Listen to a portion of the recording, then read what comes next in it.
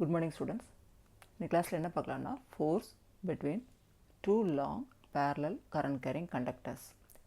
Okay, இப்போ இந்த diagram பார்க்கலாம்.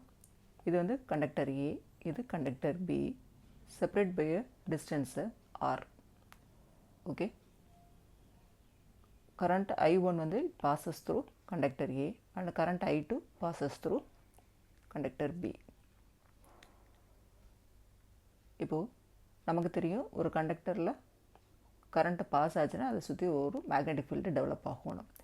அப்போது இந்த இடத்துல மேக்னெட்டிக் ஃபீல்டு B1 அப்படின்னு டெவலப் ஆகுது. இது எப்படி வருதுன்னா இந்த சைடு போயிட்டு இந்த சைடு வெளியில் வருது மேக்னெட்டிக் ஃபீல்டு.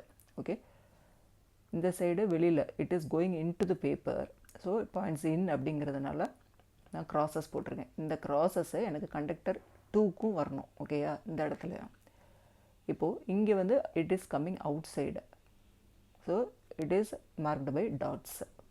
ஓகே, இதே மாதிரி மேக்னெட்டிக் ஃபீல்டு B2 எடுத்துக்கோ, இந்த கரண்ட் கேரிங் கண்டக்டருக்கு I2க்கு.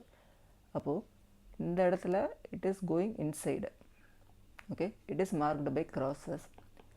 இங்கே it is coming outside, it is marked by dots. இந்த டாட்டு இங்கேயும், அதாவது இந்த மேக்னெட்டிக் ஃபீல்டு B2 வந்து இட் அஃபெக்ட்ஸை I1லேயும் அஃபெக்ட் ஆகும், இதுலேயே இன்ஃப்ளூயன்ஸ் பண்ணோம். அதே மாதிரி இந்த மேக்னெட்டிக் ஃபீல்டு வந்து இதுலேயே இன்ஃப்ளூயன்ஸ் பண்ணோம்.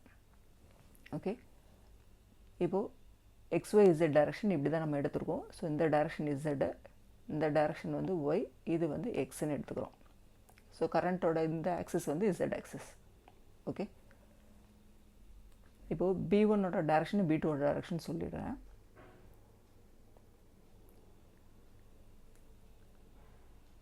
B1 வந்து it is moving away. So எனக்கு வந்து இப்படி போகுது மைனஸ் ஐ கேப். ஓகே, இங்கே வேறஸ் இங்கே இட் இஸ் கம்மிங் இன்சைடு, இது ஐ கேப்பு, இது B2. சரியா, B2 direction i cap, B1 direction வந்து மைனஸ் ஐ கேப். ஓகே, இப்போ ஃபஸ்ட்டு கண்டக்டர் எடுத்துக்கலாம். ஃபஸ்ட்டு கண்டக்டர் எடுத்துகிட்டு அதில் net magnetic field due to I1. நான் சொன்னேன் இந்த conductor I1, conductor A, current I1, இந்த இடத்துல உள்ள magnetic field B1 is equal to μ0 I1 by 2πr. சரி, ஆறுங்கிறது இந்த separation distance between A and B. இப்போ தான் சொன்னேன் டைரக்ஷன் வந்து மைனஸ் ஐ கேப்னு சொல்லிட்டு. இதை ஃபஸ்ட்டு நோட் பண்ணிக்கோ. அடுத்து இங்கே வா. நம்ம எப்பவுமே வந்து ஒரு சின்ன எலிமெண்ட்டை தான் கன்சிடர் பண்ணிப்போம், DL. சரி, ஒரு டோட்டல் லென்த் L ஒரு சின்ன போர்ஷன் DL எடுத்து கேல்குலேட் பண்ணுவோம். இப்போ consider small length element DL இன் கண்டக்டர் B. Bயில் தான் எடுக்கிறேன் ஃபஸ்ட்டு. அந்த இடத்துல ஆக்ட் ஆகிற லாரன்ஸ் ஃபோர்ஸு. சரியா, டோட்டல் கண்டக்டர் வந்து B, அதில் ஒரு element length element line element DL எடுக்கிறேன். அதில் என்ன லாரன்ஸ் ஃபோர்ஸு ஒர்க் ஆகுதுன்னு பார்க்கணும். இப்போ இது வந்து ஒரு ஸ்மால் எலிமெண்ட்டுக்கு எடுக்கிறனால எனக்கு ஃபோர்ஸும் அந்த ஸ்மால் எலிமெண்ட்டில் என்ன ஃபோர்ஸ் ஆக்ட் ஆகுதோ அதை தான் எடுக்கிறேன். So force on the conductor F2, current இந்த கண்டக்டர் I2, நான் எடுத்திருக்க போர்ஷன் DLங்கிறது DL2, மேக்னெட்டிக் ஃபீல்டு மட்டும் B1 எடுத்திருக்கேன். இதை மட்டும் பார்த்துக்கோ, B1 மட்டும் சேஞ்ச் ஆகும். சரியா, அப்போது இதுக்கெல்லாம் இதே போட்டுக்கோ. B1க்கு இங்கே இருக்கு இல்லையா, இந்த வேல்யூவை சப்ஸ்டியூட் பண்ணோம்.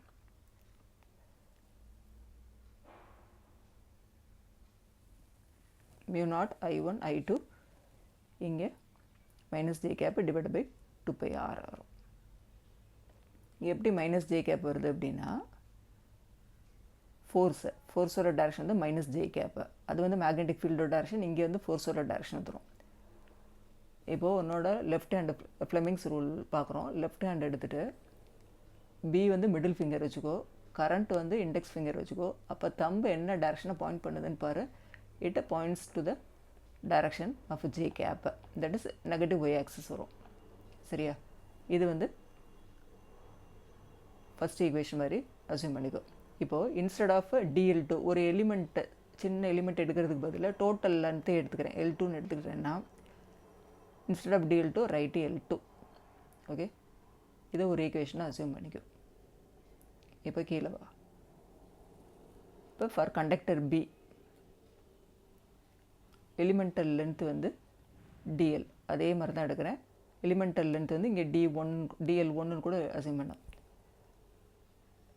மேக்னெட்டிக் ஃபீல்டு என்னன்னு பாரு. மேக்னெட்டிக் ஃபீல்டு B2 அப்படின்னா கரண்ட் I2 வந்துடணும்.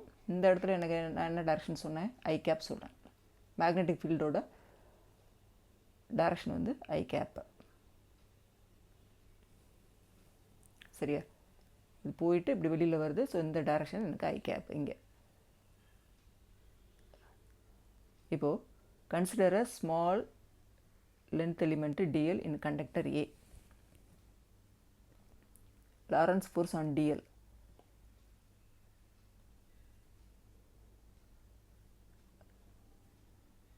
DL1 அசியூம் பண்ணிக்கோ.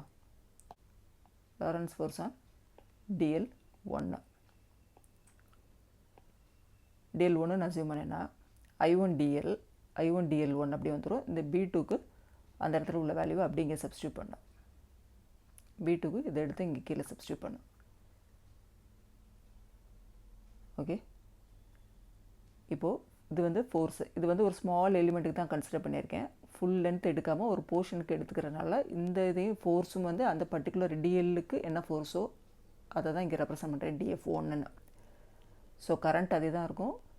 லென்த் ஆஃப் த கண்டக்டரும் செக்ஷன் இன் கண்டக்டர் ஏ, ஆனால் மேக்னெட்டிக் ஃபீல்டு மட்டும் B2 வரணும். ஓகே, இப்போ B2 எடுத்தேன்னா இங்கே வந்து எனக்கு டைரக்ஷன் K கிராஸ் ஆகி வரும். ஏன் அப்படின்னா இந்த இடத்துல மிடில் ஃபிங்கர் வச்சுக்கோ. கரண்ட்டை ஃப்ளெமிங்ஸ் லெஃப்ட் ஹேண்ட் ரூல் தான் அப்ளை பண்ணுறேன். இது மிடில் ஃபிங்கர் கரண்ட்டை, இது index finger magnetic field.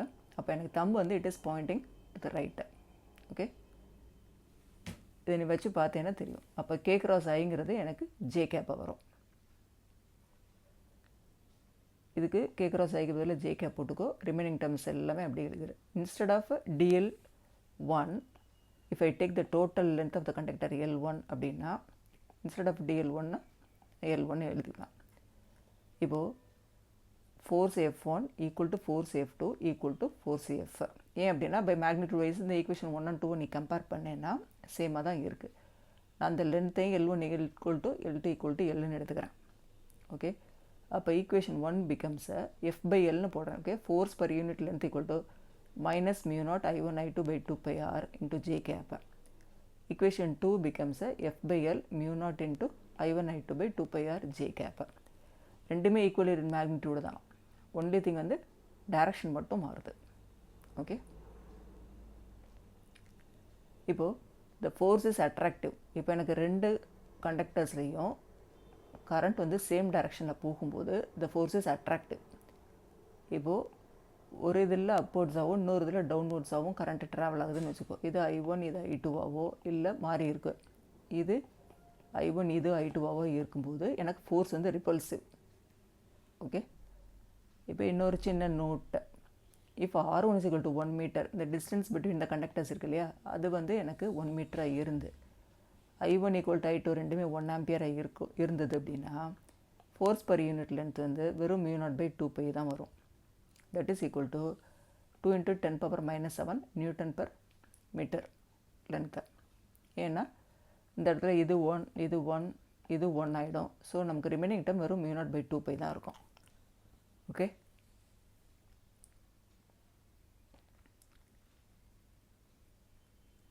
Thank you students.